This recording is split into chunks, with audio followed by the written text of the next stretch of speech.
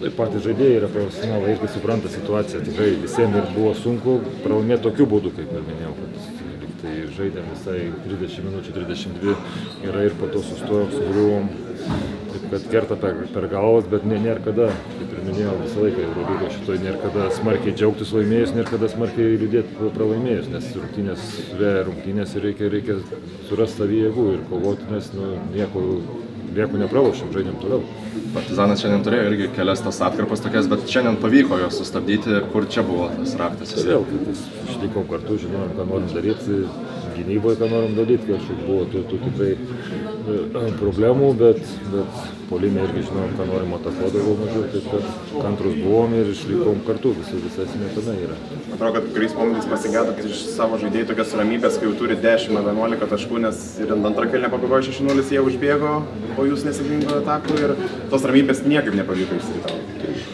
Vėlgi, mes norim bėgti, norim pirmas 8 sekundės atakuoti agresyviai, bet ir su protu, nelyg galvas pametus. Ypač kai turim 10 taškų, nesinori, kad eitumėm ten prieš jų geriausius gynėjus, vienas prieš vieną žaistumėm, čia žaidėjai mūsų turi valdyti komandą ir norisi tokių dalykų, kad jau mes tą ritmą ir rungtynių ritmą jaustumėm.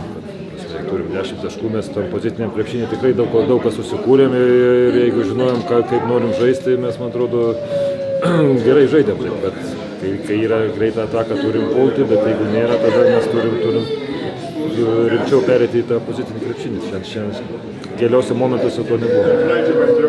Kai Ąžuolas gavo dvi pražangas, iškart pakeitėt ir ilgai palaikėt iki trečio vidurio ir paskui jis grįžo ir vėl išmet.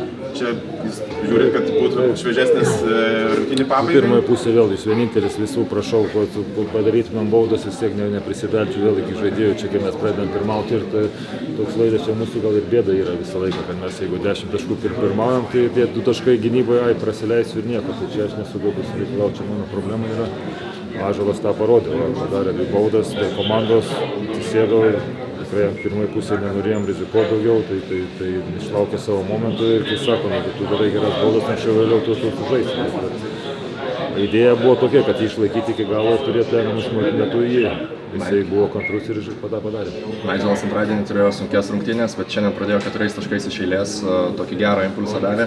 Ar buvo kažkiek ir tokia mintis pradžioj pasitikėti to jo tokiu veterano patirtim? Ne, mintis buvo, kad mūsų gynėjai turi būti agresyvūs ir veržtis, ką jie tą ir padarė. Tas buvo šiandien ir Naidželis. Kiekvienas galim turėti blogas rungtynės, kaip ir Dubajui prisiminus, tai čia nėra jokių problemų. Tai čia yra, turim 38 rungtynės, tai čia irgi išlaikyti tą lygį, čia yra beprotiškai sunku, visos komandos banguoja. Tai dar palyginus, tai man atrodo, mes visai to lygiai kažkiek tai žaidėm šitą visą sezoną.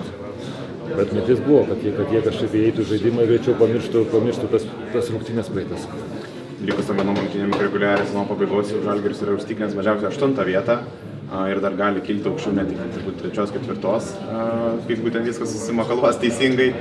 Ar tai yra jau kažkoks didžiulis žingsnis to didelio tikslo link? Yra kažkoks jau toks? Aš sakau, aš visą laiką nuo pat pradžių, kad tik čia pradėjau irgi nežinau, ko tikėtis, taip kad ir dabar tą patį laikausi, žaidėm rungtynės, nuo rungtynių ruošėmės kiekvienom rungtynėm kaip lemiamom ir net neskaičiuojam, nes tie dalykai nuo mūsų nepriklauso, nes mūsų priklauso, kai mes pasiruošim, kai mes žaisim kiekvienas rungtynės. Taip pat man daugiau svarbu, kaip mūsų komanda atrodo. Aišku, džiugu, kad jau kažkur tai turim jau tos play-offus kažkokius tai, bet dar vienas rungtynės liko ir jom reikia pasiruošti, tikrai atvažiuoja varžovas įspūdingą puolimą demonstruojantis ir mums reikia kažkaip galvoti, kaip juos sulėtyti ir pristabdyti. Tai tokios mintis apie lentelę negalvojam, nes kiekvieną dieną keičiasi, verčiasi visaip, taip kad žinom, kad mes turim laimėti. Kažkokias buvo įspūdingas pagerbimas ir gėlės lėkė į aikštę ir matosi ir žmonių akyse ašaros, plakatai. Ką reiškia patirti tokį, pabūti tam renginį tokiam, turbūt aišku, ne pačiam džiaugsmingiausiam, bet pagerbimą. Rodo, kokia čia šalis yra krepšinio šalis, Partizanas, kokia kultūra ir krepšinio yra ir aišku, žmogus buvo atsidavęs šitam klubui, krepšinį mylėjo be galo.